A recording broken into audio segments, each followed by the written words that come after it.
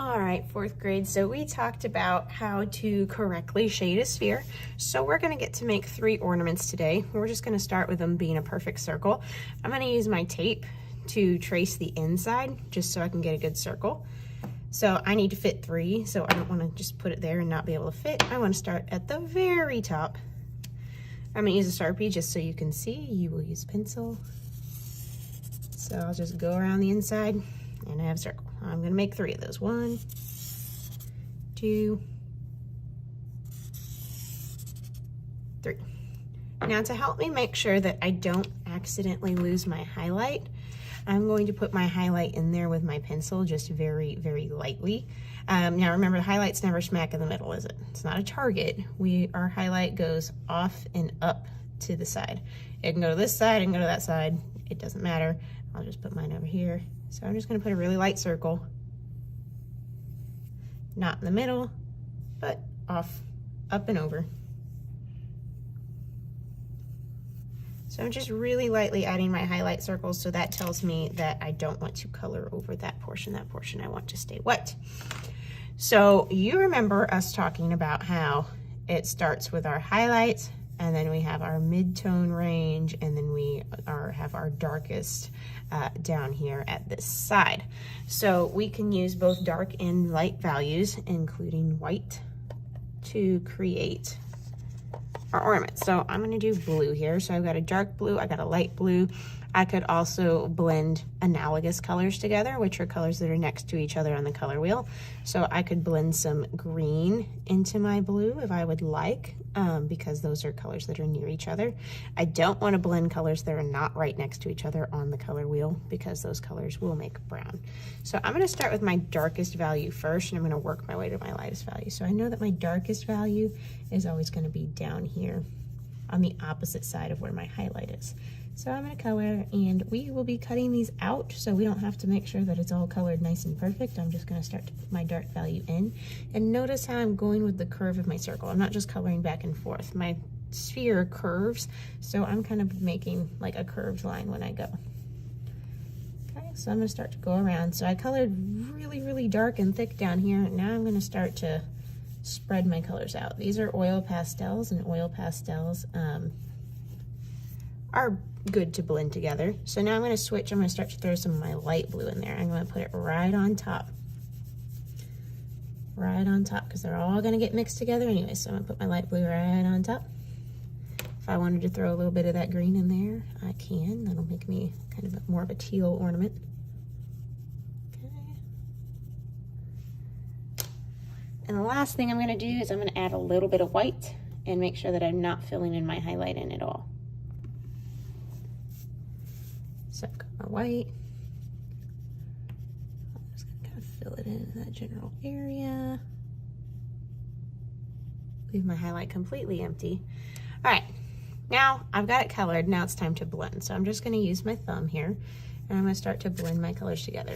Again, doesn't matter if you get outside the lines, because you are going to cut these out.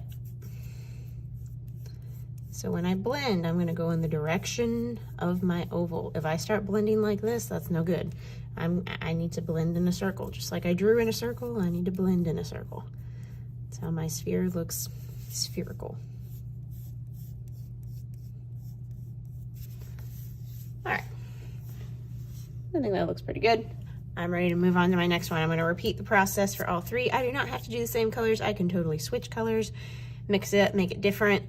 If I would like to add a darker shadow at the bottom, I can always come in with a tiny bit of black, just a little bit, throw it in at the very bottom and blend it in. If you use too much black, it is overpowering and it does not look good. So just a tiny bit will make that just a little bit darker at the bottom. All right, so I'm gonna move on and do my next ones, and then when we're all done, we're gonna be cutting these out.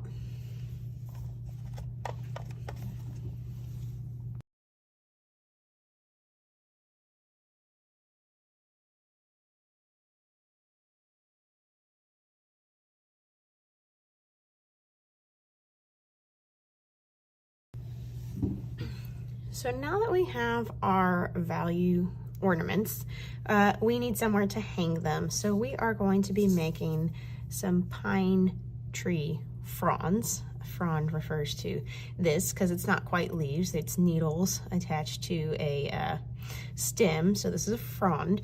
And what we're going to do is we are going to create our fronds using our oil pastels again. So if I look closely at my example here, it's from my actual Christmas tree at home, I see that there's a brown stem that runs through the middle and that there are needles that point out at a diagonal angle from the stem, okay? And then we can actually add a variety of colors. I see like these are a lighter green and these ones are a darker green. So we can do both light and dark green to do this. So what I'm gonna do is I'm going to start by making 3 stems that extend off the edge of my paper. So using my brown oil pastel, I'm just gonna thickly color here. I'm gonna make 3 stems.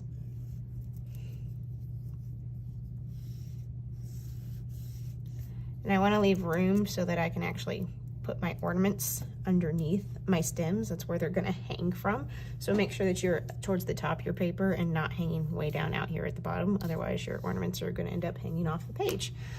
And then I'm just going to take my oil pastels and I'm going to start to mimic the shapes of these needles.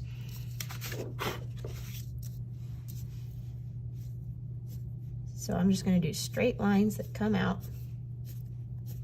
from my stem, but I'm going to put them at a diagonal angle. I'm not going to do them straight like that. I'm going to do them slightly at a diagonal angle because you can see when I look at my frond, the needles do grow at a diagonal angle. They do not grow straight out.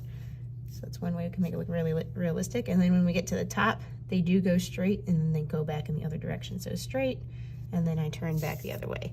If you need to turn your paper to do that successfully, then turn your paper. Not a big deal. So I can add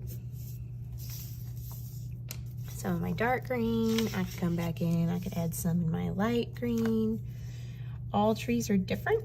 They can have different values. Some of them have really thick needles. Some of them are a little bit more sparse. So that is completely up to you. I'm going to repeat that for the rest of mine. And now my goal is to cut out my ornaments and hang them on my tree branches. So to do that, just cut around on my black line.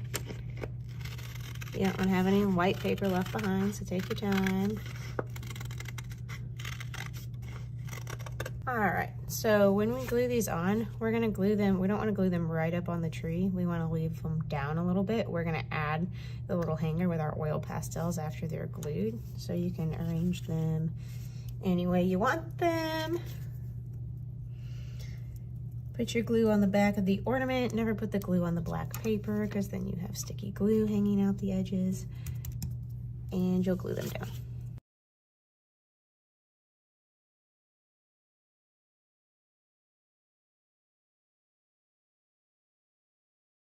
So once they're glued, you can use your silver oil pastel to go over the top and add that little hanger and loop it around your tree branch.